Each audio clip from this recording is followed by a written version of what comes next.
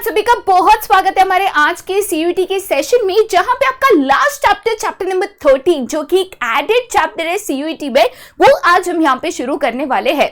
अब ज्यादातर बच्चों के दिमाग में ये आ चुका है कि ये एक ऐसा चैप्टर है जो हमने पढ़ा नहीं है, नया चैप्टर है, हमें इसके बारे में कुछ नहीं पता, कुछ नहीं आता। तो भाई ये चैप्टर पूरे फोकस के साथ आपको करना है। देखिए, कहीं ना कहीं पार्शियली मतलब आप कुछ हद तक यहाँ पे सही हो कि हाँ ये एक नया चैप्टर है जो आपने क्लास 12 में नहीं करा, जो आपके सीबीएसई के सिलेबस में नहीं इंक्लूडेड था।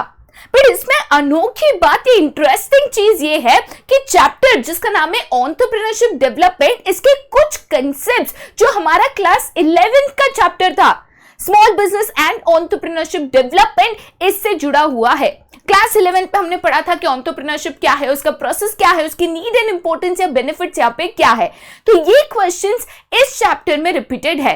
अब जाहिर सी बात है, हमें लगेगा यार क्लास 11 ये तो बड़ी दूर की बात हो गई है ना, काफी समय पहले, जमाने पहले हमने पढ़ाई करी थी, तो हमें तो कुछ याद ही नहीं है। तो भाई ये मुझे पता है और इसीलिए यहाँ पे पूरा का पूरा चैप्टर हम बिल्कुल ही यहाँ पे डिटेल में कवर करेंगे, ठीक है। तो भाई आज के सेशन में हम एग्जैक्टली यहाँ पे करने क्या वाले हैं। तो सबसे पहले जो कंसेप्ट है, तो बैकग्राउंड ऑफ एंटरप्रेन्योरशिप है कि एंटरप्रेन्योरशिप ये वर्ड जो है किसने बनाया था। अब देखो, बहुत लोग इसको एंटरप्रेन्योरशिप कहते हैं, बहुत लोग एंटरप्रेन्योरशिप कहते हैं, जो चाहे मर्जी आपकी, आप बुला लो, ठीक है। मेन याद रखना, एग्जाम में सही लिखना जरूरी है, राइट। तो यहाँ पे कंसेप्ट ऑफ एंटरप्रेन्योरशिप क्या है, एंटरप्रेन्योरशिप क्या है, कब ये वर्ड सबसे पहले इस्तेमाल हुआ था, किसने इस वर्ड की खोज की थी, इसका कंसेप्ट, इसका बैकग्राउंड हम यहां पे पढ़ेंगे, right. Followed by a brief question जो कि है फंक्शंस, नीड या तो इंपॉर्टेंस ऑफ एंटरप्रेन्योरशिप डेवलपमेंट या एंटरप्रेन्योरशिप डेवलपमेंट। ये वही क्वेश्चन है जो क्लास 11 पे हमने पढ़ा था कि भाई एंटरप्रेन्योरशिप एक कंट्री के लिए क्यों इंपॉर्टेंट है, क्या इंपॉर्टेंट रोल प्ले करता है इसका डेवलपमेंट जब एक कंट्री की यहां पे बात करो। नेक्स्ट जो क्वेश्चन आप करोगे वो है इसका प्रोसेस। अब जाहिर सी बात है, जब भी प्रोसेस की बात आती है यहाँ पे सीक्वेंस ऑफ स्टेप्स इंपॉर्टेंट हो जाता है। बेटा यहाँ पे प्रोसेसेस में हमेशा स्टेप वाइज आपको जाना मैंडेटरी है, कंपलसरी है, और उसी के मुताबिक उसी के तरीके के क्वेश्चंस भी आपके एग्जाम्स में आ सकते हैं। तो प्लीज यहाँ पे आप सीक्वेंस को हमेशा याद रखिएगा। नेक्स्ट इंपॉर्टेंट क्वेश्चन यहाँ पे क्या है, तो entrepreneurship characteristics and entrepreneurship competencies, basically दो डिफरेंट क्वेश्चंस है। पहले हम उसके कैरेक्टरिस्टिक्स पढ़ेंगे, देन एक एंटरप्रेन्योर बनने के लिए क्या इंपॉर्टेंट क्वालिटीज, कॉम्पिटेंसीज आप में होनी चाहिए कि आप एक काबिल एंटरप्रेन्योर बन सको, ये आप यहाँ पे देखोगे। Last but not the least, यहाँ पे एक छोटा सा क्वेश्चन है एंटरप्रेन्योरशिप वैल्यूज एंड एटीट्यूड्स के ऊपर, जिसको आप करोगे। छोटा सा कंसेप्ट है, एक नया और अनोखा क्वेश्चन क्या है, तो वो आपका एंटरप्रेन्योरशिप मोटिवेशन के ऊपर है, राइट। ये क्वेश्चन मुझे भी बहुत अच्छा लगता है पढ़ाने में और समझने में, क्योंकि बेसिकली ये क्वेश्चन आपको क्या बताता है कि जब भी जिंदगी में हम कुछ बन जाते हैं, मतलब लेट अस से हमने 10th कर लिया, 12th कर लिया, अंडर ग्रेजुएट प्रोग्राम हमने कर लिया, ग्रेजुएट हो गए, पोस्ट ग्रेजुएट कर लिया, जो भी है, हमारे पास कमाने के मेनली दो रास्ते होते हैं। एक, या तो आप नौकरी करो कहीं पे, दूसरा आप खुद का कुछ करो। अब क्या ऐसी चीज है, क्या ऐसी वांट्स है, क्या ऐसी नीड है जो लोगों को एंटरप्रेन्योरशिप के रास्ते की तरफ, जहां पे हमें लगता है नहीं हमें खुद का कुछ करना है, खुद का बिजनेस सेटअप करना है, खुद का एंटरप्राइज खड़ा करना है, खुद का स्टार्टअप करना है, वहां पे खींचती है। तो क्या है वो, क्या ऐसा मोटिवेशनल फैक्टर है, तो उसके बारे में आप यहाँ पे डिफरेंट मोटिवेशंस के बारे में पढ़ोगे, जो कि आपको बताएगा कि इन चीजों के कारण हो सकता है एक व्यक्ति एंटरप्रेन्योरशिप का रास्ता चुने, ठीक है। एनीवेज भाई, कुछ हद तक तो आपने क्लास 11 में करा है, बट कोई दिक्कत नहीं, हम तो ऐसे समझेंगे कि भाई हम सब कुछ भूल चुके हैं और वापस इसको नए तरीके से करेंगे। शुरुआत करते हैं यहाँ पे सबसे पहले कंसेप्ट है, तो मीनिंग ऑफ एंटरप्रेन्योरशिप के साथ, ठीक है। ये जो टर्म है, ये जो शब्द है एंटरप्रेन्योर या एंटरप्रेन्योर आप इसको कह सकते हो, ये शब्द जो है सबसे पहले इकोनॉमिक्स में इस्तेमाल किया गया था। रिपीट कर रही हूं, एंटरप्रेन्योर या एंटरप्रेन्योर ये जो शब्द है सबसे पहले किस में इस्तेमाल किया गया था, तो इकोनॉमिक्स में इस्तेमाल किया गया था। किसने इस शब्द की खोज करी या किसने सबसे पहले इसको इस्तेमाल किया, तो उनका नाम था रिचर्ड कैंटिलन। उनका नाम क्या था, रिचर्ड कैंटिलन। नाम इंपॉर्टेंट है, आपको यहां पे याद रखना है, ठीक है। तो रिचर्ड कैंटिलन जो कि एक फ्रेंच इकोनॉमिस्ट थे, उन्होंने 18th सेंचुरी में सबसे पहले इकोनॉमिक्स में ये टर्म एंटरप्रेन्योर इसका इस्तेमाल किया। इंपॉर्टेंट चीज है, क्या याद रखोगे? एंटरप्रेन्योर इस शब्द का इस्तेमाल सबसे पहले कहां पे हुआ? इकोनॉमिक्स में हुआ। किसने किया? रिचर्ड कैंटिलन। रिचर्ड कैंटिलन कौन थे? तो एक फ्रेंच इकोनॉमिस्ट थे। कब इस शब्द का पहली बार इस्तेमाल हुआ? तो 18th सेंचुरी में हुआ। ये चीजों का आपको सबसे पहले याद रखना है, राइट। उन्होंने यहाँ पे जो भी यहाँ पे कंटेंट लिखा या किताबें लिखी, उसमें उन्होंने एंटरप्रेन्योर का सबसे पहला यहाँ पे डेफिनेशन दिया था। उनके मुताबिक, उनके मतलब किसके? तो रिचर्ड कैंटिलन के मुताबिक एंटरप्रेन्योर क्या है? तो एक ऐसा एजेंट जो यहाँ पे मीन्स ऑफ प्रोडक्शन को बाय करता है और उन मीन्स ऑफ प्रोडक्शन को at a certain prices buy करके उनको यहाँ पे इस्तेमाल करता है to produce something and sell it in the future. पता नहीं समझेगा, ठीक है। चलो भाई एक एग्जांपल यहाँ पे लेते हैं। सबसे पहले यहाँ पे कहते हैं agent who buys means of production. तो देखिए बेटा, मुझे अगर यहाँ पे लेटर से मुझे यहाँ पे प्रोडक्शन करना है या कोई भी चीज को मुझे प्रोड्यूस या तो मैन्युफैक्चर करना है, तो कोई भी चीज को प्रोड्यूस या तो मैन्युफैक्चर करने के लिए हमें क्या लगता है? तो हमें लगता है फैक्टर्स ऑफ प्रोडक्शन। हमें क्या लगता है? Factors of production. जैसे कि फॉर एग्जाम्पल हमें लैंड चाहिए, हमें लेबर चाहिए, हमें कैपिटल चाहिए, हमें एक एंटरप्रेन्योर चाहिए, ठीक है। तो यहाँ पे लैंड, लेबर, कैपिटल, एंटरप्रेन्योर, इसको बेसिक फैक्टर्स ऑफ प्रोडक्शन यहाँ पे माना जाता है। क्या माना जाता है? बेसिक फैक्टर्स ऑफ प्रोडक्शन यहाँ पे माना जाता है, राइट। तो ये जो भी फैक्टर्स ऑफ प्रोडक्शन है जो हमें प्रोडक्शन करने के लिए रिक्वायर्ड होता है, entrepreneur in factors of production को बाय करता है या तो इसको परचेस करता है। क्यों परचेस करता है, क्यों बाय करता है? क्योंकि वो इन्हीं फैक्टर्स ऑफ प्रोडक्शन का इस्तेमाल करके यहाँ पे गुड्स एंड सर्विसेज को बना सके या गुड्स एंड सर्विसेज को प्रोड्यूस कर सके, ठीक है। क्या बना सके? तो गुड्स एंड सर्विसेज को बना सके या तो गुड्स एंड सर्विसेज को यहाँ पे प्रोड्यूस कर सके, और इन्हीं गुड्स और सर्विसेज को प्रोड्यूस करने के बाद इन्हीं को फ्यूचर में सेल कर सके एट अ सर्टेन प्राइस। तो एंटरप्रेन्योर कौन होता है? एंटरप्रेन्योर एक ऐसा व्यक्ति होता है जो डिफरेंट फैक्टर्स ऑफ प्रोडक्शन, जो कि प्रोडक्शन करने के लिए या गुड्स एंड सर्विसेज को बनाने के लिए जरूरी होते हैं, उनको पहले परचेस करता है। उन फैक्टर्स ऑफ प्रोडक्शन का इस्तेमाल करके गुड्स और सर्विसेज प्रोड्यूस करता है और उन्हीं गुड्स और सर्विसेज को आगे जाके इन फ्यूचर सेल करता है एट अ सर्टेन प्राइस, ठीक है। अब जाहिर सी बात है, एंटरप्रेन्योर आपको काफी बार सिमिलर लगेगा to a manufacturer, to a producer, to a businessman. पर यहाँ पे बेटा एंटरप्रेन्योर एंड बिजनेसमैन में बेसिक डिफरेंशिएशन क्या होता है? एंटरप्रेन्योर्स, याद रखना, आर ऑलवेज इनोवेटिव। वो हमेशा कुछ ना कुछ नया करना, सोसाइटीज की प्रॉब्लम सॉल्व करना, नया प्रोडक्ट बनाना, रिसर्च करना, इनोवेशन करना, इन्वेंशंस करना, उसके ऊपर फोकस करता है। जनरली जो बिजनेसेस होते हैं उनका काम होता है कि भाई जो ऑलरेडी चल रहा है, जो बिक रहा है, उसी चीज को यहाँ पे चलाते रहो, उसी चीज को बना के बेचते रहो। बट ये नए प्रोडक्ट्स बनाना, नई खोज करना, नए प्रॉब्लम्स को यहाँ पे सॉल्व करना, ये अप्रोच सिर्फ एक एंटरप्रेन्योर रखता है, ठीक है। चलिए भाई, तो यहाँ पे क्या इंपॉर्टेंट चीज है आपको याद रखनी है? सबसे पहले एंटरप्रेन्योर ये वर्ड कहां पे इस्तेमाल हुआ था? इकोनॉमिक्स में इस्तेमाल हुआ था। किसने किया था? रिचर्ड कैंटिलन ने। कौन थे रिचर्ड कैंटिलन? तो एक फ्रेंच इकोनॉमिस्ट थे। ये शब्द का इस्तेमाल सबसे पहले कभी हुआ था? तो 18th सेंचुरी में हुआ था, ठीक है। चलिए भाई आगे जाते हैं to a definition of entrepreneurship. Definition बहुत ही इजी यहाँ पे दिया हुआ है। डेफिनेशन क्या कहता है कि एंटरप्रेन्योरशिप यहाँ पे एक systematic, purposeful and creative activity है। सबसे पहले सिस्टमैटिक, पर्पसफुल एंड क्रिएटिव को समझते हैं। एंटरप्रेन्योरशिप बेटा ऑटोमेटिकली नहीं होता। आप जैसे यहाँ पे बॉर्न हो गए तो बहुत लोग कहते हैं you are a born entrepreneur, ऐसा नहीं होता है। अगर आप एक एंटरप्रेन्योर बनना चाहते हो, अगर आप एक सक्सेसफुल एंटरप्रेन्योर बनना चाहते हो, एक स्टार्टअप, एक बिजनेस, एक एंटरप्राइज को यहां पे खड़ा करना चाहते हो, फॉर्म करना चाहते हो, तो बेटा उसके लिए एक प्रोसेस है। स्टेप वाइज प्रोसेस को फॉलो करके ही एक एंटरप्रेन्योर यहां पे बना जा सकता है, या तो एक एंटरप्राइज क्रिएट किया जा सकता है। वो ऑटोमेटिकली नहीं होता, उसके पीछे एक सिस्टमैटिक प्रोसेस है जिसको आपको यहां पे फॉलो करना होता है।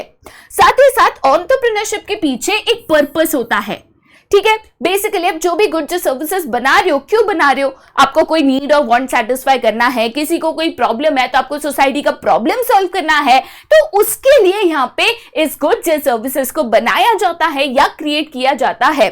साथ ही साथ जैसे मैंने आपको बताया कि जनरली एक बहुत बड़ी कैरेक्टरिस्टिक जो एंटरप्रेन्योर को बिजनेस से अलग करती है या बिजनेसमैन से अलग करती है कि एंटरप्रेन्योर्स हमेशा क्रिएटिव होता है। कुछ नया करना, कुछ अनोखा करना, कुछ इनोवेटिव करना, कुछ रिसर्च करना, कुछ इन्वेंशंस करना, ये यही कर सकता है। जहां पे लोग कहते हैं कि भाई ये पॉसिबल नहीं है, यहां पे खतरा है, ये चीज नहीं मुमकिन है, एंटरप्रेन्योर कहता है इट इज पॉसिबल। तो यहां पे नई चीजें करना, नई खोज करना, इन्वेंशंस, इनोवेशंस, क्रिएटिविटी, ये एक एंटरप्रेन्योर का काम होता है, राइट। साथ ही साथ आगे बढ़ते हैं, identifying need, mobilising resources and organising production with a view to delivering value to the customers.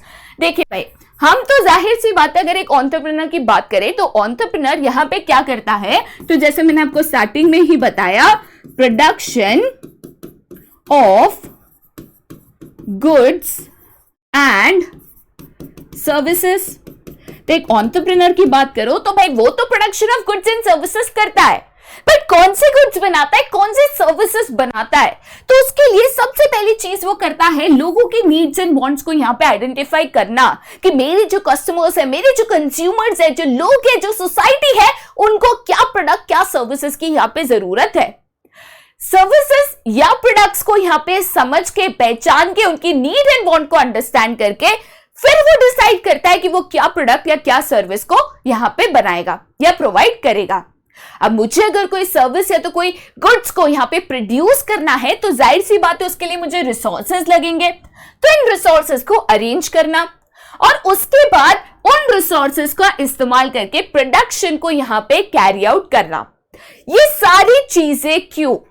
So that मेरे जो भी कस्टमर्स है, जो भी कंज्यूमर्स है, उनकी मैं नीड्स एंड वांट्स को सेटिस्फाई करके अपने प्रोडक्ट्स या सर्विसेज के द्वारा उनके लिए वैल्यू जनरेट कर सकूं, ऐसे प्रोडक्ट्स बना सकूं, ऐसे सर्विसेज बना सकूं जो उनकी नीड्स, उनकी वांट्स को सेटिस्फाई करे। तो एक एंटरप्रेन्योर क्या होता है? एक ऐसा व्यक्ति जो सबसे पहले कस्टमर्स, कंज्यूमर्स की जरूरतों को समझता है, इन जरूरतों के मुताबिक यहां पे प्रोडक्ट बनाने की कोशिश करता है, जिसके लिए जो भी रिसोर्सेज चाहिए उसको इकट्ठा करता है और उसको लेकर यहां पे प्रोडक्शन एक्टिविटी करता है। ये सारी चीजें क्यों? सो दैट मेरे कस्टमर्स, मेरे कंज्यूमर्स को मैक्सिमम सेटिस्फैक्शन मिले और उनको मेरे प्रोडक्ट्स और सर्विसेज को इस्तेमाल करके मैक्सिमम वैल्यू यहां पे मिले, ठीक है। साथ ही साथ जो भी उनके इन्वेस्टर्स होते हैं, राइट, इन्वेस्टर्स कौन? तो जो मेरे बिजनेस में पैसा लगाते हैं। ये जाहिर सी बात है कि अगर मैं एक एंटरप्रेन्योर हूं तो जाहिर सी बात है ये जरूरी नहीं है कि मेरे पास अगर कोई एक आइडिया है, कोई एक विजन है, मैं कोई एक नया प्रोडक्ट बना सकती हूं, तो बनाने के लिए जितना पैसा चाहिए वो भी मेरे पास हो। तो काफी बार हम लोगों से पैसा लेते हैं, बैंक से लेते हैं, इन्वेस्टर्स से लेते हैं। तो भाई इन्वेस्टर्स अगर मेरे पे भरोसा करके मेरे बिजनेस में इन्वेस्ट करते हैं तो मुझे उनको यहां पे फायदा करा के देना है। तो अपने इन्वेस्टर्स का सोचना, उनका यहां पे फायदा करा के देना, साथ ही साथ खुद के लिए यहां पे प्रॉफिट्स को अर्न करना। क्योंकि भाई अगर आप बिजनेस करते हो तो उसमें बहुत ज्यादा रिस्क होता है, बहुत ज्यादा अनसर्टेनिटीज होती है, पता नहीं होता है कि इतना रिस्क लेके, इतनी मेहनत करके बाद में भी आप प्रॉफिट कमा पाओगे या नहीं कमा पाओगे, या ज्यादा प्रॉफिट कमा पाओगे या कम प्रॉफिट कमा पाओगे। तो रिस्क बहुत है, अनसर्टेनिटी बहुत है, फिर भी एंटरप्रेन्योर पीछे नहीं हटता, वो फिर भी डटे रहता है, फिर भी कस्टमर्स की नीड्स एंड वांट्स को सेटिस्फाई करने की पूरी कोशिश यहां पे करता है। तो भाई इतनी मेहनत करता है, रिस्क उठाता है, तो जाहिर सी बात है कुछ तो रिटर्न्स मिलने चाहिए, जो कि उनको मिलते हैं in the form of profits, ठीक है। तो एंटरप्रेन्योर को ऑल इन ऑल यहां पे समझना चाहो तो पहली चीज, एंटरप्रेन्योरशिप एक सिस्टमैटिक प्रोसेस है, इसमें सीक्वेंस वाइज स्टेप्स होते हैं जो आपको यहां पे फॉलो करने होते हैं। एंटरप्रेन्योरशिप का एक पर्पस होता है जो कि है सैटिस्फैक्शन ऑफ द कस्टमर्स। इसके लिए वो लोग सबसे पहले कस्टमर्स की नीड्स एंड वांट्स को समझते हैं, अकॉर्डिंगली क्या प्रोडक्ट या सर्विस वो बनाएंगे डिसाइड करते हैं, उसके लिए जो भी रिसोर्सेज चाहिए उसको इकट्ठा करते हैं और उनका इस्तेमाल करके यहां पे प्रोडक्शन करते हैं। अंत में सिर्फ एक ही पर्पस के साथ कि जो भी मेरे कस्टमर्स या कंज्यूमर्स हैं उनको मैक्सिमम वैल्यू मेरे प्रोडक्ट को इस्तेमाल करके मिले, साथ ही साथ उनके बिजनेस में जो इन्वेस्ट करते हैं, जो पैसा लगाते हैं, उनका फायदा हो, और जो एंटरप्रेन्योर है जिसने इतनी मेहनत की, इतनी रिस्क ली, इतनी अनसर्टेनिटी होते हुए भी बिजनेस किया, उसको यहां पे प्रॉफिट्स के तौर पे फायदा हो। ठीक है, चलिए भाई आगे जाते हैं टू द नेक्स्ट, जो कि है नीड या तो इंपॉर्टेंस या तो बेनिफिट्स ऑफ एंटरप्रेन्योरशिप। देखिए कोई भी कंट्री की अगर बात करोगे ना तो हर कंट्री आज की तारीख में एंटरप्रेन्योरशिप प्रमोट कर रही है। अब इंडिया भी कहती है make in India, skill India, startup India, stand up India, कितनी सारी गवर्नमेंट आपकी स्कीम्स लॉन्च कर रहा है कि इंडिया में ज्यादा से ज्यादा बिजनेस सेटअप हो। बट व्हाई, क्यों हर कंट्री चाहती है कि उनकी कंट्री में ज्यादा से ज्यादा बिजनेसेस हो? क्योंकि एंटरप्रेन्योरशिप को engine of countries economic growth माना जाता है कि अगर इकोनॉमिक ग्रोथ एक ट्रेन है तो कोई भी ट्रेन की स्पीड कितनी है, एफिशिएंसी कितनी है ना, वो डिसाइड करता है उसका इंजन। तो इंजन कौन है हमारे कंट्री की ग्रोथ का? एंटरप्रेन्योरशिप। तो एंटरप्रेन्योरशिप जितनी ज्यादा होगी, जितना स्ट्रांग होगा, उतनी ही कंट्री की इकोनॉमिक ग्रोथ एंड डेवलपमेंट ज्यादा और ज्यादा फास्ट भी हो सकती है। उसके अलावा बहुत सारे यहाँ पे रीजंस है कि हम एंटरप्रेन्योरशिप को प्रमोट करते हैं, उसको यहाँ पे बेनिफिशियल मानते हैं। सबसे पहला रीजन यहाँ पे गिवन है contribution to the GDP, right. यहाँ पे बेटा जीडीपी का फुल फॉर्म अभी तक आप सभी को पता होना चाहिए। जीडीपी का फुल फॉर्म यहाँ पे क्या है? तो that is gross domestic product. ठीक है, ये ग्रॉस डोमेस्टिक प्रोडक्ट जो है this is one of the indicators of economic growth in a country. ठीक है, GDP gross domestic product one of the indicators of economic growth in a country यहां पे माना जाता है। बट ये जीडीपी में कंट्रीब्यूट कौन करता है? तो बिजनेसेस यहाँ पे प्रोडक्शन करके गुड्स एंड सर्विसेज को प्रोड्यूस करते हैं, जो यहाँ पे जीडीपी में कंट्रीब्यूट करता है। तो एंटरप्रेन्योरशिप जितना ज्यादा, बिजनेसेस जितने ज्यादा, उतना production of goods and services ज्यादा, प्रोडक्शन जितना ज्यादा उतना जीडीपी ज्यादा, और जीडीपी जितना ज्यादा उतना कंट्री का इकोनॉमिक ग्रोथ एंड डेवलपमेंट ज्यादा होगा। इसीलिए एंटरप्रेन्योरशिप यहाँ पे इंपॉर्टेंट माना जाता है। ठीक है, सेकेंड चीज बेटा यहाँ पे क्या कहते हैं? तो that is your capital formation. बेटा यहाँ पे मैं अगर कैपिटल फॉर्मेशन की बात करूं ना, तो जो आपके एंटरप्रेन्योर्स होते हैं they invest in various assets to start their business or carry out business activities. These investments leads to capital formation in a country. But अगर मैं यहाँ पे एंटरप्रेन्योर्स की बात करूँ ना, तो एंटरप्रेन्योर्स यहाँ पे बिजनेस करने के लिए बहुत सारे जो एसेट्स होते हैं, चाहे वो फिक्स एसेट्स हो, चाहे वो वर्किंग कैपिटल हो। अब फिक्स एसेट जैसे लैंड है, बिल्डिंग है, टेक्नोलॉजी है, मशीनरी है, इक्विपमेंट्स है, फर्नीचर है, फिक्चर्स है, इनमें पैसा इन्वेस्ट करते हैं। इन इन्वेस्टमेंट से वो यहाँ पे एक कंट्री में कैपिटल फॉर्मेशन यहाँ पे एनकरेज करते हैं। ठीक है, नेक्स्ट यहां पे क्या है? तो नेक्स्ट इंपॉर्टेंस कहता है जनरेशन ऑफ एम्प्लॉयमेंट। बेटा आज की तारीख में अगर सभी लोग कहते हैं कि हम तो नौकरी करेंगे, तो नौकरी आपको देगा कौन?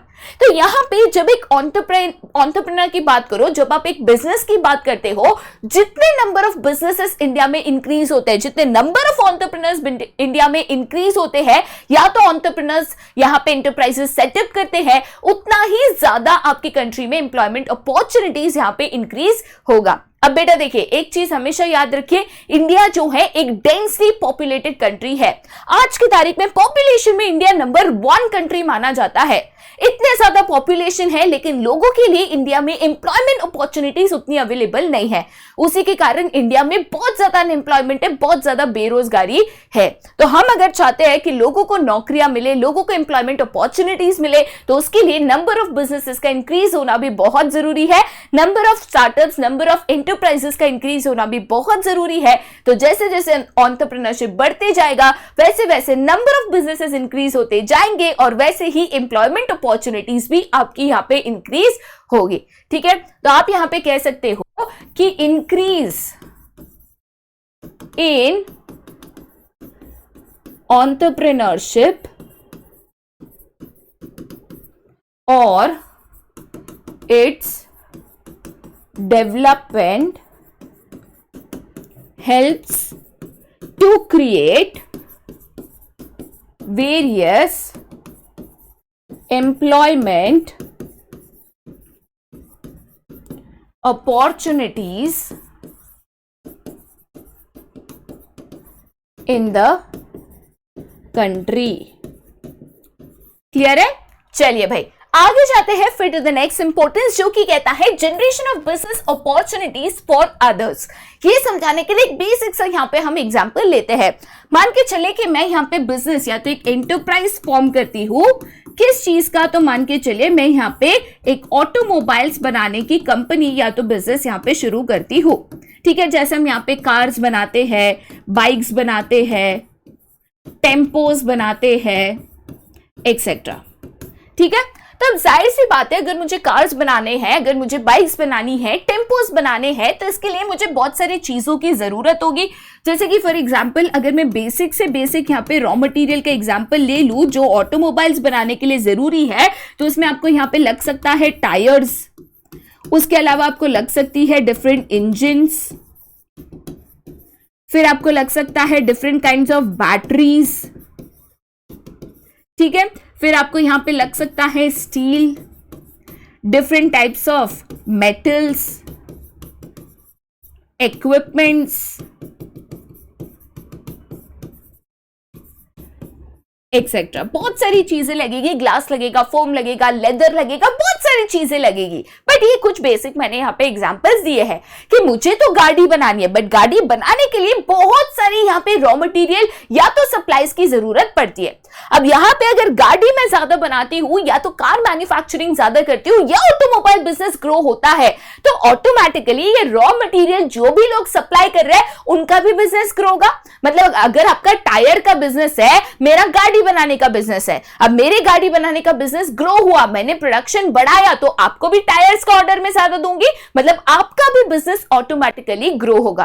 तो जब एक बिजनेस ग्रो होता है ना, वो अकेला ग्रो नहीं होता, उससे जुड़ा हुआ हर दूसरा बिजनेस, चाहे वो उसका सप्लायर ऑफ रॉ मटेरियल हो, चाहे वो कोई सर्विस प्रोवाइडर हो, वो भी उसके साथ यहाँ पे ग्रो एंड डेवलप होता है। ठीक है, नेक्स्ट यहां पे क्या है, तो that is improvement in economic efficiency.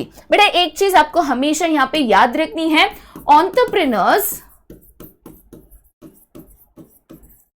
Always focus on finding out ways and methods to increase efficiency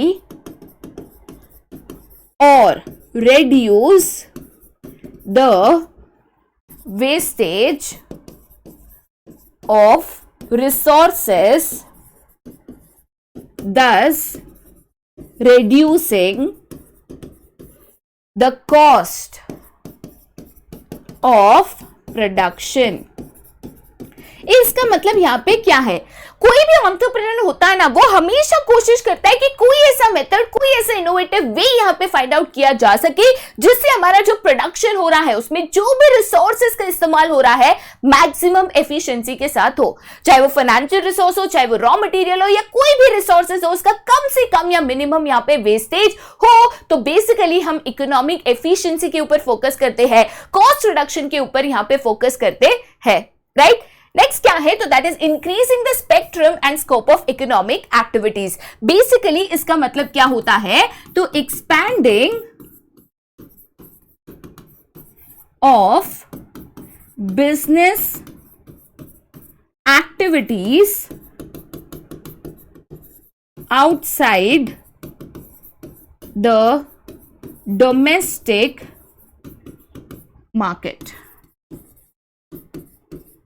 ठीक है, तो यहां पे बेसिकली मैं अगर स्पेक्ट्रम की बात करती हूं तो मतलब क्या होता है, देखिए बेटा, एक एंटरप्रेन्योर होता है जो चैलेंजेस लेने के लिए हमेशा तैयार होता है, जो रिस्क लेने के लिए तैयार होता है, जो अपने बिजनेस को यहां पे बढ़ाने के लिए, ग्रो करने के लिए हमेशा रेडी होता है। तो अपने बिजनेस को डोमेस्टिक मार्केट से, इंडिया से बाहर लेके जाना, फॉरेन मार्केट्स को यहां पे एक्सप्लोर करना, इंपोर्ट करना, एक्सपोर्ट करना, ये भी एक एंटरप्रेन्योर करता है। तो अपने बिजनेस को कैसे ग्रो करना है, एक्सपैंड करना है, डिफरेंट कंट्रीज तक लेके जाना है, ये भी एंटरप्रेन्योरशिप डेवलपमेंट के साथ हो सकता है, जिससे हम डिफरेंट मार्केट्स में एंटर कर सकते हैं, डिफरेंट मार्केट्स में अपने प्रोडक्ट्स को सेल कर सकते हैं, डिफरेंट मार्केट्स में अपने बिजनेस को एस्टैब्लिश कर सकते हैं, ना ही सिर्फ इंडियन मार्केट में। ठीक है, चलिए भाई आगे जाते टू द नेक्स्ट, जो कि कहता है impact on local communities as well. ठीक है, इसका मतलब यहां पे क्या है, मेनी एंटरप्रेन्योर्स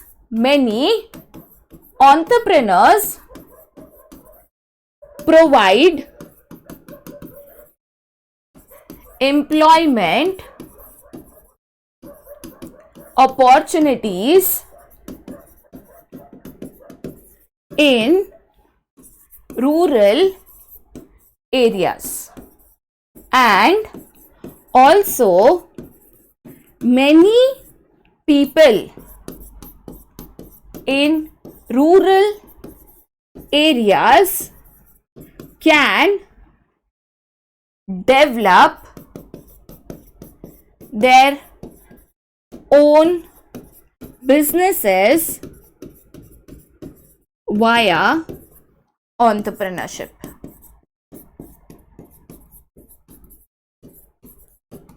ठीक है, जैसे बेटा बहुत बार हम स्टोरीज पढ़ते हैं ना कि हमारे पास तो कुछ नहीं था, एक छोटे से गांव में एक छोटे से मकान में रहते थे, कर्जा था, ये था, वो था, लेकिन हमारे पास दिमाग था, कोई एक बिजनेस आइडिया था जिसको लेकर एक बड़ा सा बिजनेस आज हमने सेटअप किया। ये उसी का एग्जांपल है। बेटा बहुत सारी लोकल कम्युनिटीज है, बहुत सारे ऐसे रूरल एरियाज है, विलेजेस है, जहाँ पे लोग हैं जिनके पास इंटेलेक्ट है, नॉलेज है, आइडियाज है, बट उनके पास मौका नहीं है। तो एंटरप्रेन्योरशिप उनको एक मौका देता है, और अभी तो बहुत सारे गवर्नमेंट इनिशिएटिव्स भी आ गए हैं जिसके द्वारा वो एंटरप्रेन्योरशिप को as an opportunity, as a मौका समझ के अपने इस आइडिया, अपने इस इंटेलेक्ट, अपने सोच के द्वारा एक बिजनेस, एक एंटरप्राइज सेटअप करके यहाँ पे खुद को डेवलप कर सकते हैं, अपने एरिया, अपनी कम्युनिटी को डेवलप कर सकते हैं। ठीक है, नेक्स्ट क्या है, तो that is fostering the spirit of exploration, experimentation and daring. तो यहां पे बेटा always remember, entrepreneurs are people who are always ready to face challenges and explore areas and ideas which others find difficult। ठीक है बेटा, देखिए entrepreneurs वो लोग होते हैं जो रिस्क लेने तैयार होते हैं, जो चैलेंजेस को फेस करने यहाँ पे तैयार होते हैं। कहीं पे भी रिस्क है, चैलेंजेस है, वो नई सोच को यहाँ पे लाने से घबराते नहीं है। उनको लगता है कि ये एरिया में स्कोप है, लोगों को लगता है डिफिकल्ट है, नहीं हो पाएगा, वो कहते हैं हम करने की कोशिश करेंगे। तो अलग अलग बिजनेस एरियाज को एक्सप्लोर करना, वो डेयरिंग दिखाना कि भाई हम रिस्क लेने को तैयार है, वो चैलेंज फेस करने को तैयार रहना, ये एक एंटरप्रेन्योर हमेशा करता है। तभी तो आपके सामने इतनी सारी इन्वेंशंस, इनोवेशंस कहां से आता है बेटा? दुनिया में अगर 100 इन्वेंशंस होते हैं या 100 इनोवेशंस होते हैं तो उसके पीछे लाखों करोड़ों एक्सपेरिमेंट्स होते हैं।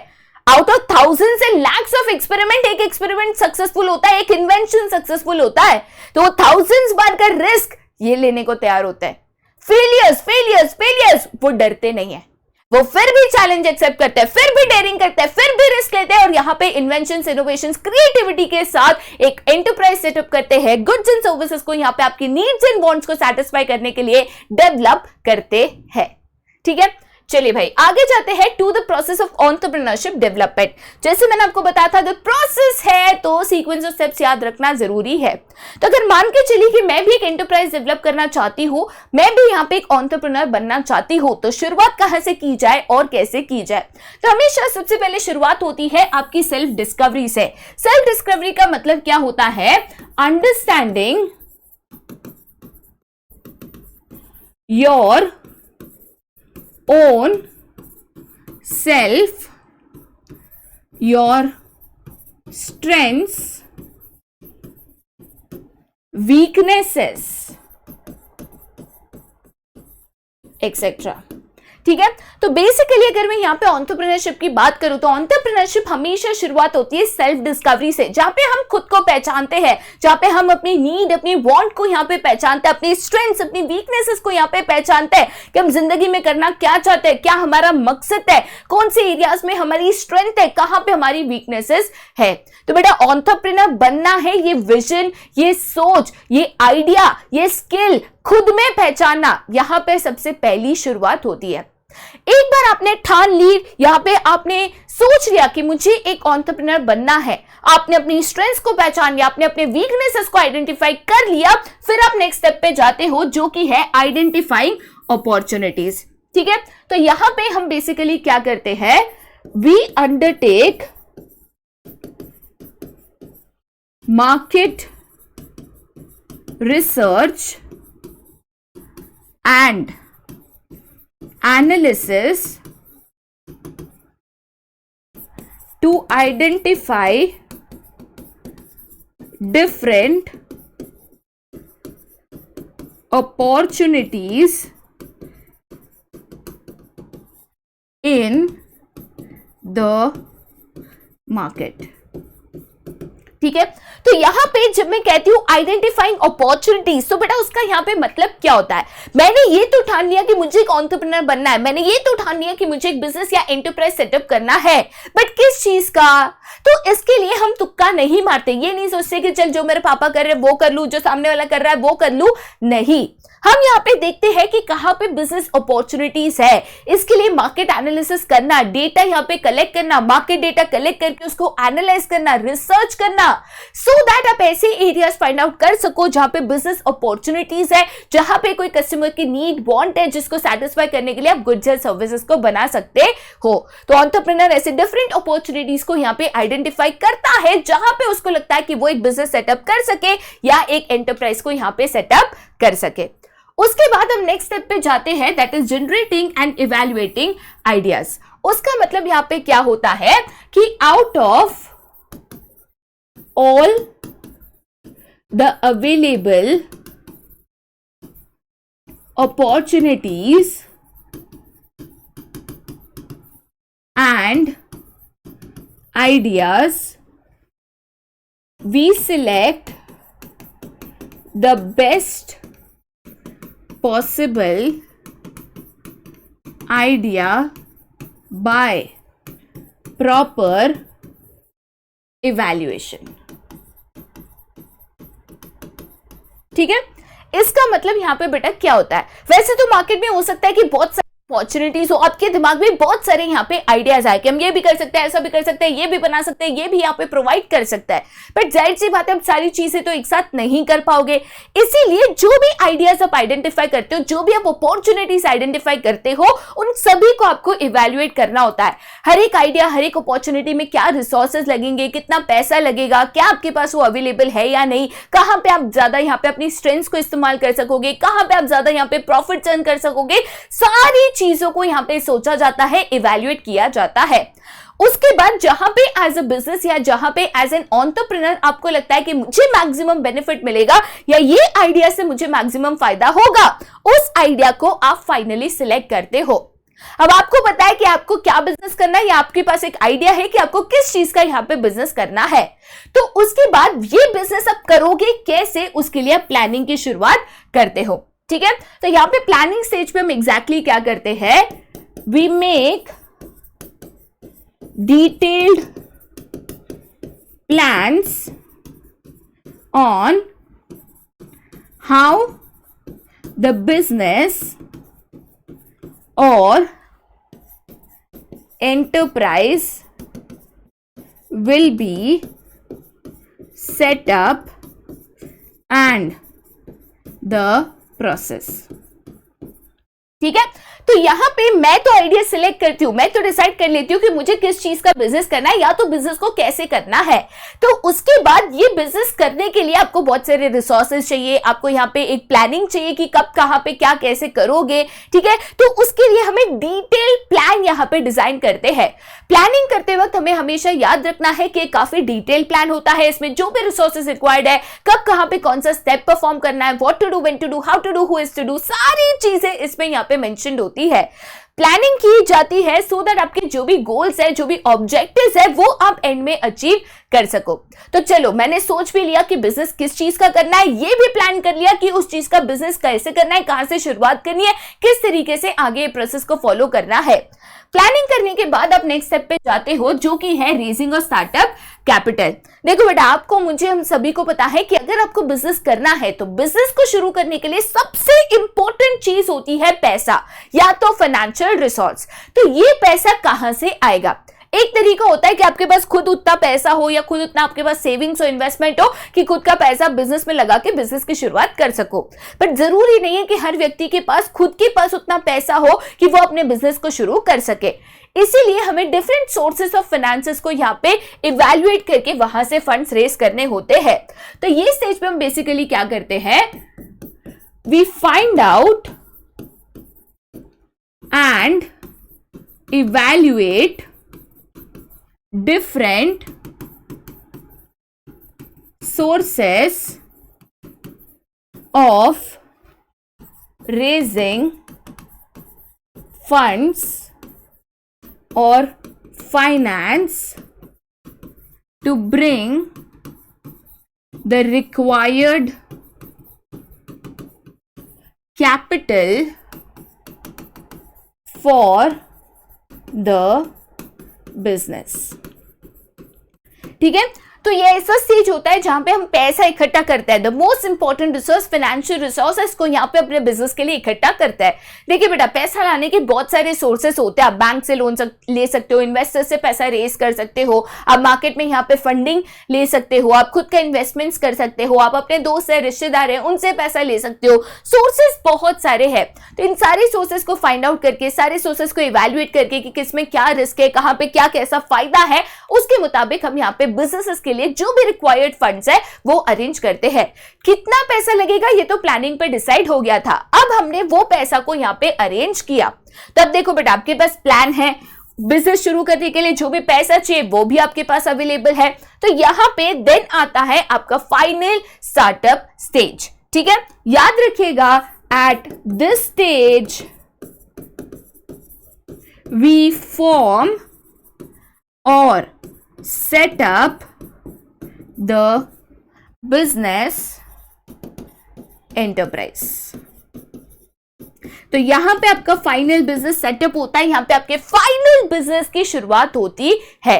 कैसे होगी ये तो प्लानिंग कर लिया, करने के लिए जो पैसा था वो भी इकट्ठा कर लिया। तो यहां पे आपका फाइनल बिजनेस स्टार्टअप स्टेज पे सेटअप होता है।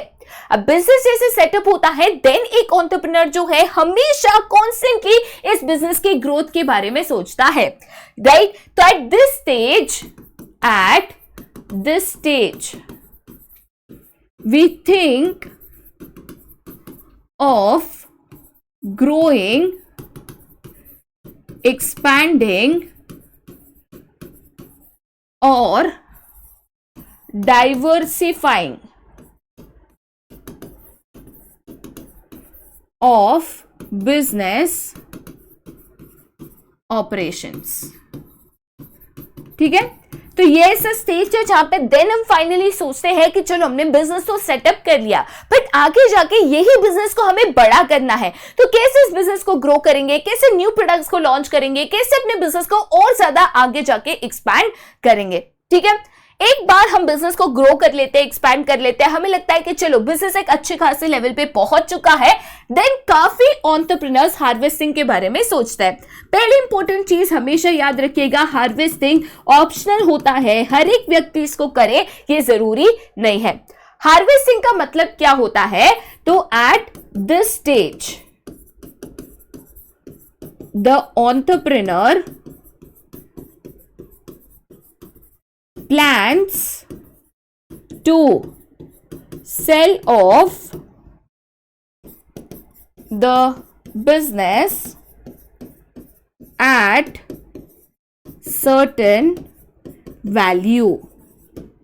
ठीक है, तो हार्वेस्टिंग एक ऐसा स्टेज है जहां पे एक एंटरप्रेन्योर अपने बिजनेस को किसी को एक पर्टिकुलर वैल्यू पे सेल ऑफ करना चाहता है। देखिए बेटा, जरूरी नहीं है कि हर व्यक्ति चाहे कि मैं अपने बिजनेस को बेच दूं या मैं अपने बिजनेस को सेल ऑफ कर दूं।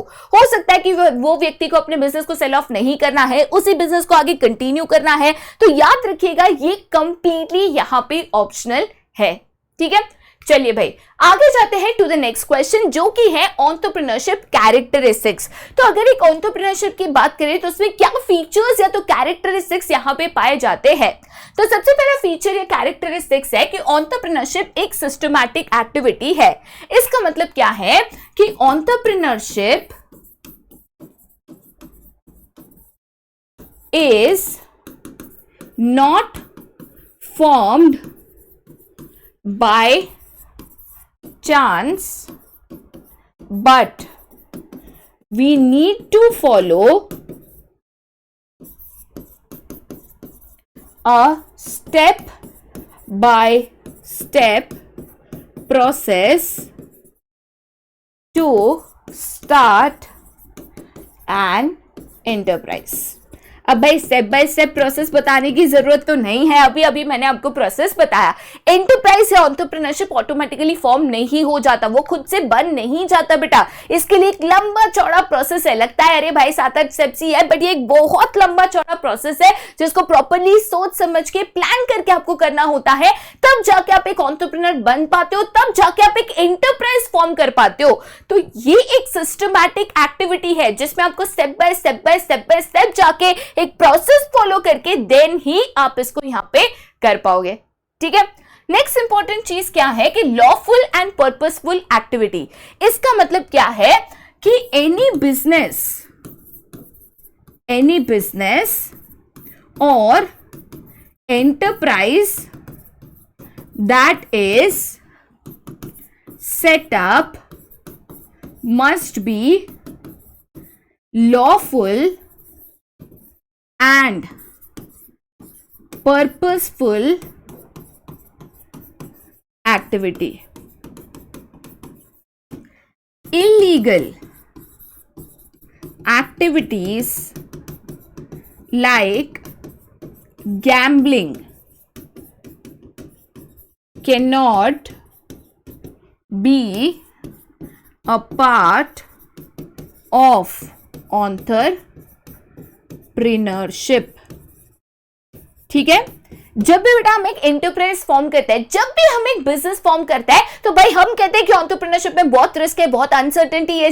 तो ये रिस्क के नाम पे कोई भी इलीगल एक्टिविटी जैसे जुआ है, सट्टा है, इसके नाम पे बेटा बिजनेस नहीं खोल सकते, इसके नाम पे एंटरप्राइज नहीं खोल सकते हो। राइट, अगर आप एंटरप्रेन्योरशिप की बात करो तो सिर्फ ऐसी लॉफुल एक्टिविटीज जो आपकी कंट्री में कायदे के मुताबिक अलाउड है, कानूनन है, सिर्फ वही और पर्पसफुल एक्टिविटीज को लेकर ही आप एक एंटरप्राइज फॉर्म कर सकते हो, एक एंटरप्रेन्योर यहां पे बन सकते हो। राइट, नेक्स्ट यहां पे कैरेक्टरिस्टिक्स क्या है, तो this is the most important characteristics that is innovation, जो कि आपको मैं बार बार लगातार यहां पे बताते हुए आ रही हूं।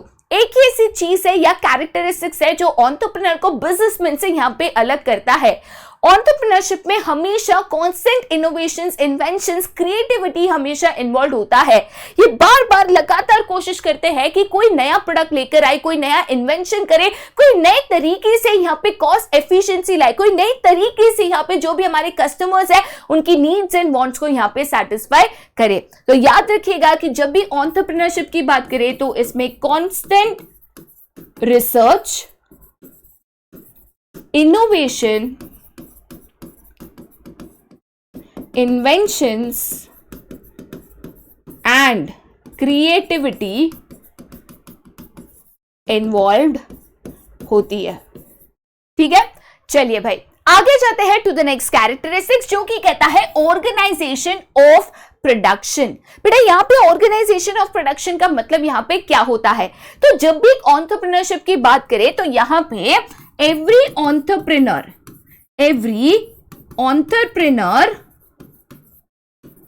may not have all the resources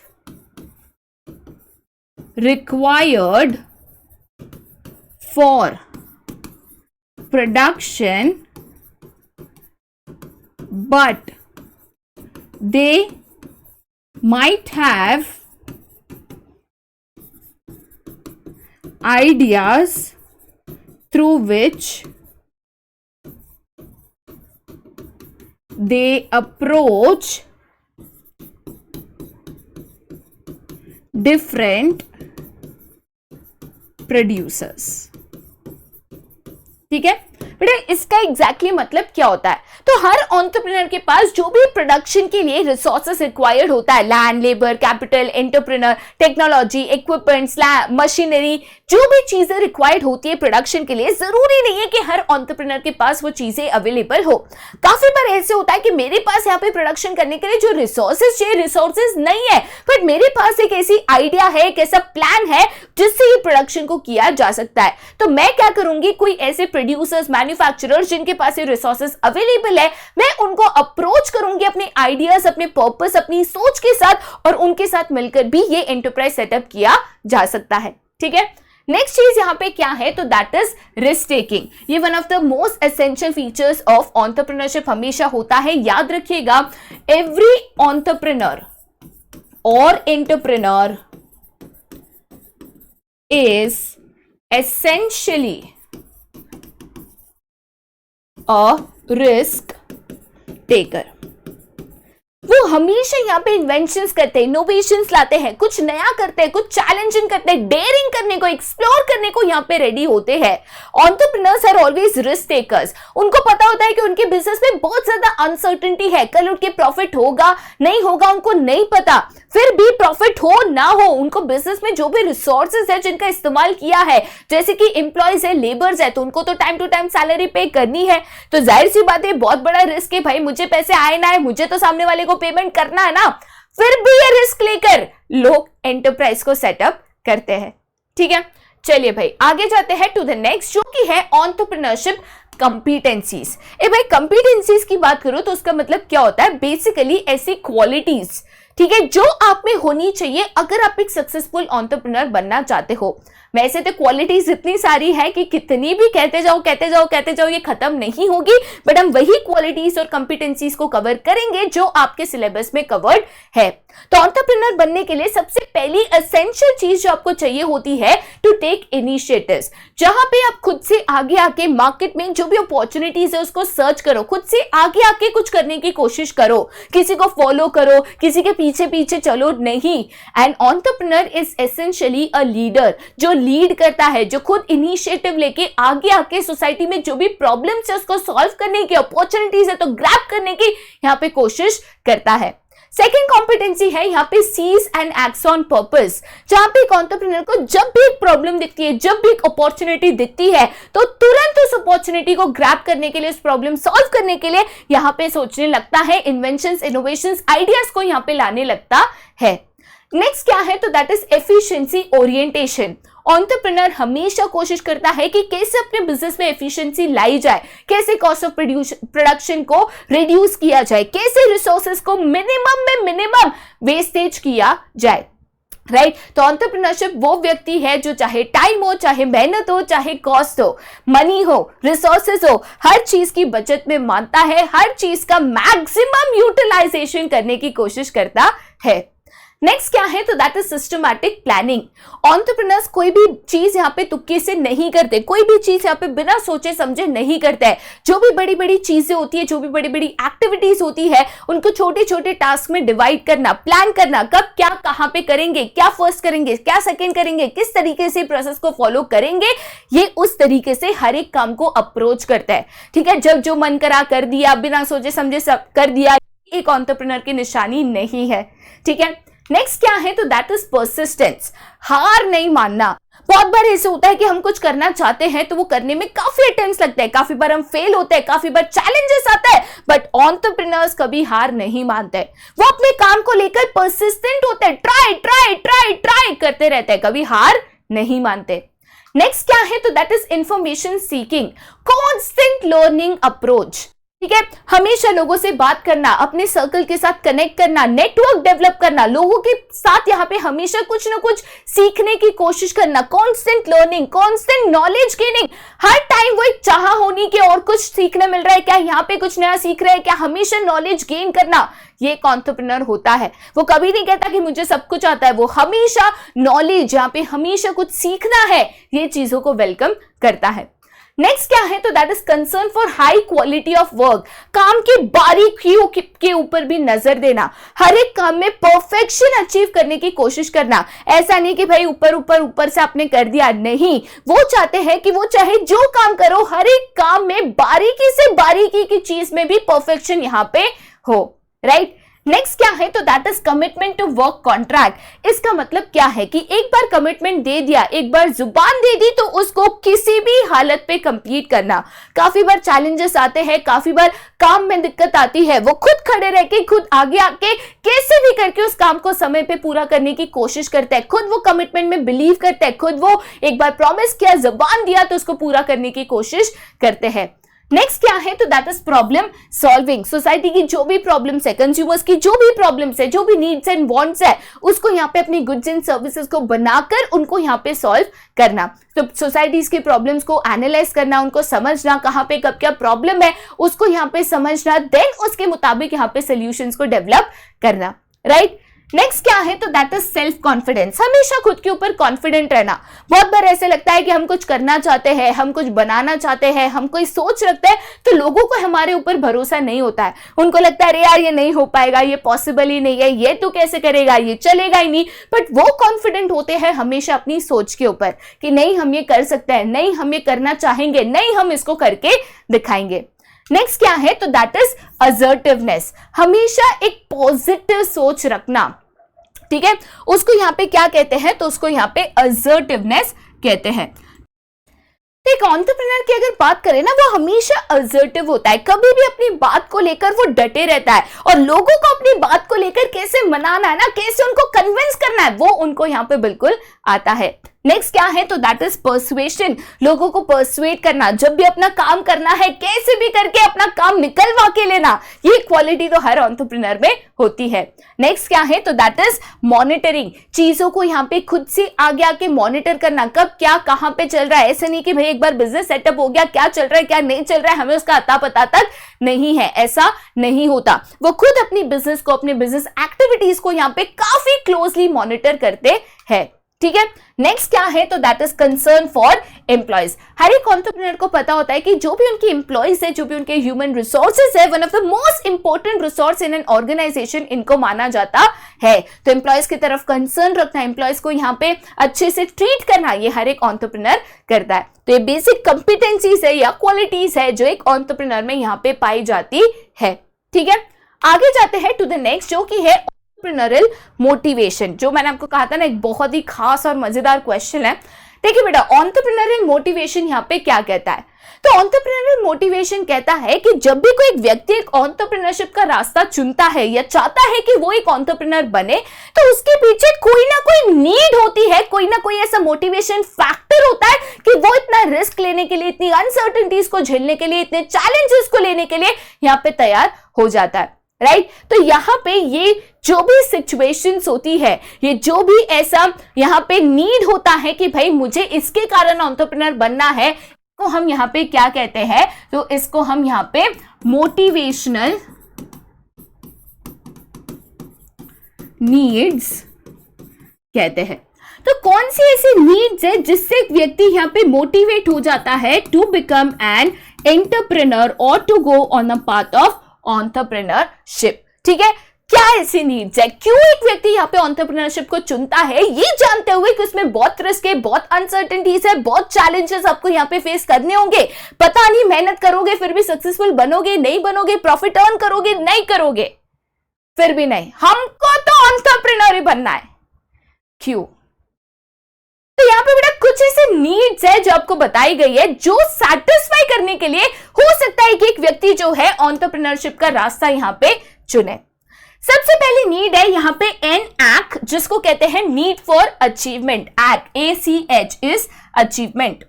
तो यहाँ पे जब मैं नीड फॉर अचीवमेंट की बात करती हूं तो कोई व्यक्ति है जिसके कोई गोल्स है, जिसके कोई ऑब्जेक्टिव्स है, जो जिंदगी में कोई चैलेंजेस को फेस करना चाहता है।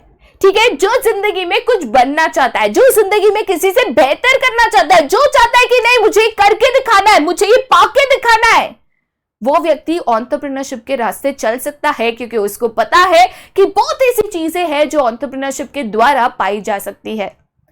तो अगर एक ऐसा व्यक्ति है जो कहता है कि नहीं मुझे करके दिखाना है, नहीं मुझे ये पाके दिखाना है, बहुत लोग जिद्दी होता है, जिंदगी में कुछ सोच लेता है कि हमें ये पाना है तो कैसे भी करके करना है।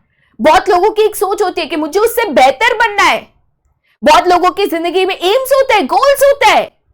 तो अगर वो उसको अचीव करना चाहते हैं और उनको लगता है एंटरप्रेन्योरशिप ये रास्ता है, तो यस वो इस रास्ते पे चल पड़ते हैं।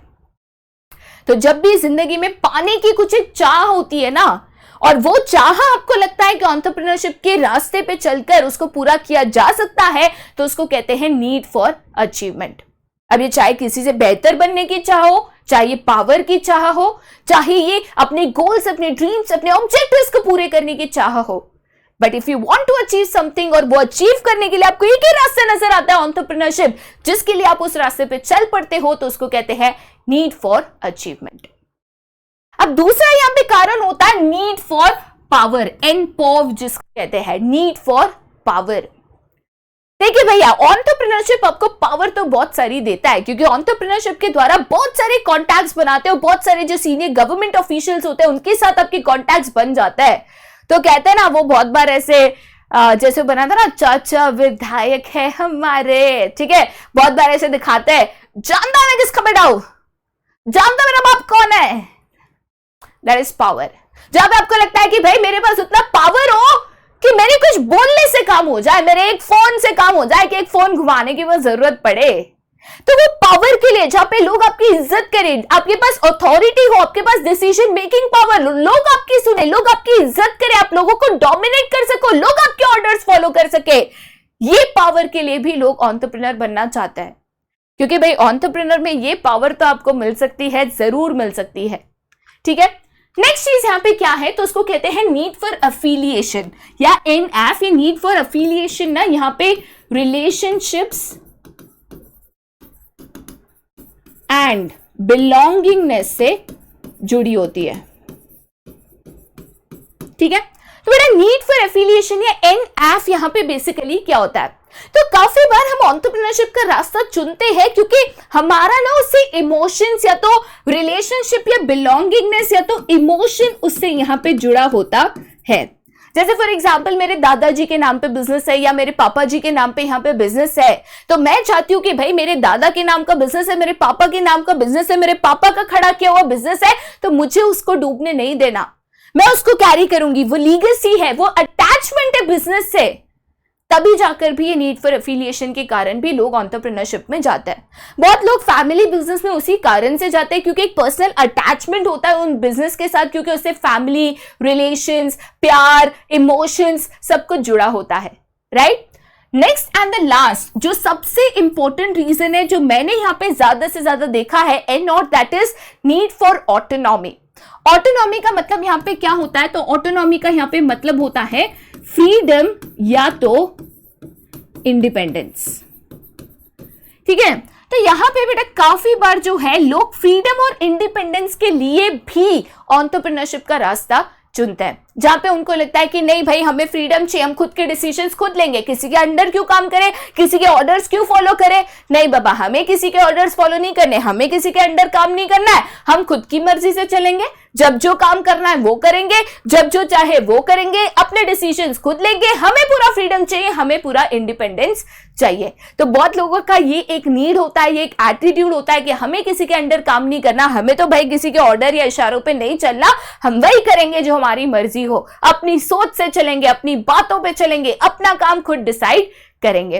तो ये 4 इंपॉर्टेंट बेटा नीड्स है जिसके कारण एक व्यक्ति एंटरप्रेन्योरशिप का रास्ता चुन सकता है।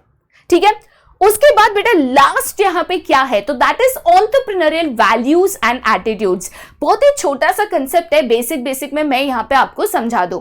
एंटरप्रेन्योरशिप वैल्यूज या तो एटीट्यूड्स की अगर बात करें ना, तो बेसिकली जब भी आप एक एंटरप्रेन्योर बनते हो तो एज एन एंटरप्रेन्योर आप क्या चूज करते हो, क्या चॉइसेस आप करते हो ना, ये डिसाइड करता है कि आप कैसे यहाँ पे एंटरप्रेन्योर बन पाते हो। अगर आप जिंदगी में सक्सेसफुल बनना चाहते हो तो जिंदगी आपको बहुत सारे मौके देती है, बहुत सारे चॉइसेस देती है, तो सही चीजों को चूज करिएगा, हमेशा वो डिसीजन को लीजिएगा जो कि सही हो, जो आपकी सोसाइटी के लिए सही हो, जो एथिकल हो। गलत काम को कर भी सक्सेसफुल बना जा सकता है, एंटरप्रेन्योर बना जा सकता है, पैसे कमाए जा सकते हैं, बट हमेशा सही रास्ते को चुनिएगा। जब भी आपको एज एन एंटरप्रेन्योर चॉइसेस मिले तो always make the right choice. ठीक है भाई, चैप्टर तो बहुत सिंपल है, तो फटाफट इसके जो क्वेश्चंस है उसको भी यहाँ पे कवर कर लेते हैं। सबसे पहला क्वेश्चन यहाँ पे पूछा गया है कि एंटरप्रेन्योर ये टर्म किसने दिया था। तो एंटरप्रेन्योर ये टर्म सबसे पहले इकोनॉमिक्स में रिचर्ड कैंटलन नाम के फ्रेंच इकोनॉमिस्ट ने 18th सेंचुरी में दिया था। ठीक है, नेक्स्ट क्वेश्चन क्या है, dash is not a function of entrepreneurship. तो इनमें से कौन सा एक फंक्शन ऑफ एंटरप्रेन्योरशिप नहीं है, तो भाई कंज्यूमर्स को डिस्काउंट देना ये एंटरप्रेन्योरशिप का काम यहाँ पे नहीं है। ठीक है, नेक्स्ट क्वेश्चन क्या है, dash is the first step in the process of entrepreneurship development. तो एंटरप्रेन्योरशिप की डेवलपमेंट की शुरुआत हमेशा सेल्फ डिस्कवरी से होती है, जहां पे आप खुद को पहचानते हो, खुद के स्ट्रेंथ्स एंड वीकनेसेस को यहाँ पे पहचानते हो। नेक्स्ट क्वेश्चन क्या है, तो in that step of entrepreneurship development finances for the business is raised. तो भाई आपको बताना है कि कौन से स्टेप में हम अपने एंटरप्राइज के लिए यहाँ पे फाइनेंसेस, जो one of the most important resource है, उसको यहाँ पे इकट्ठा करते हैं। कैसे बताओगे, तो नीचे कमेंट सेक्शन में सही ऑप्शन को बताओगे। ठीक है, नेक्स्ट क्वेश्चन क्या है, सेलिंग ऑफ द बिजनेस, इसको क्या कहते हैं। तो last step in entrepreneurship development होता है, जो कि यहाँ पे वॉलंटरी है, अपने बिजनेस को सेल ऑफ कर देना एक वैल्यू पे, इसको हार्वेस्टिंग कहा जाता है।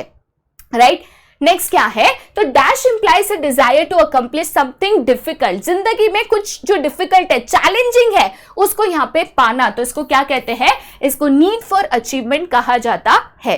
राइट, नेक्स्ट क्या है, dash is a concept for influencing people और behaviour of others for moving in chosen direction and attending envisioned objectives. तो भाई किसी को इन्फ्लुएंस करना, लोग आपकी बात माने, लोग आपके ऑर्डर्स को फॉलो करें, इसको नीड फॉर पावर कहा जाता है।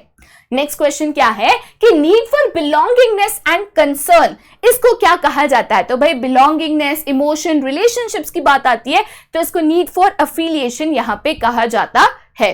ठीक है, next and the last question यहाँ पे क्या है, dash is a desire for independence and being responsible and accountable to one rather than to some external authority। तो भाई खुद का इंडिपेंडेंस होना, खुद के डिसीजंस खुद लेना, इसको यहाँ पे क्या कहते हैं, तो इसको नीड फॉर ऑटोनॉमी या नीड फॉर इंडिपेंडेंस यहाँ पे कहा जाता है। ठीक है, तो इसी के साथ भाई आज का जो हमारा सेशन है वो हम यहाँ पे खत्म करते हैं। दोबारा आगे बहुत ही जल्द मिलेंगे। वैसे सीयूईटी का तो सिलेबस खत्म हो चुका है, बट और ऐसे सेशंस और ऐसे कोर्सेज और ऐसे वीडियोस के साथ आगे जरूर मिलते रहेंगे। अभी के लिए all the very best for your exams. I am very sure and super confident कि आप एग्जाम्स में बहुत अच्छा यहाँ पे बिल्कुल स्कोर करोगे। अभी के लिए यहीं पे bye bye and have a nice day.